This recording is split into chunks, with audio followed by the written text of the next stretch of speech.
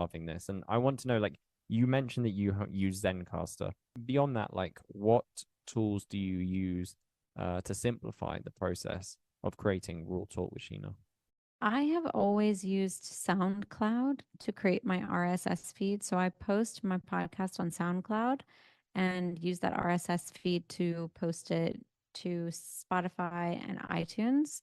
And that has always been a really simple way for me to post my podcast. I do feel like it's sort of outdated. I've never updated that process.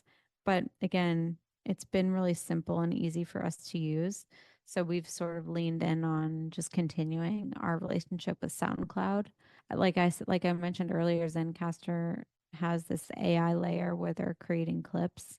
And so that's been interesting. I won't give like a full approval of Zencastr because I have had a podcast where the video wasn't recorded because of space on my guest's computer, which didn't make sense to him or I.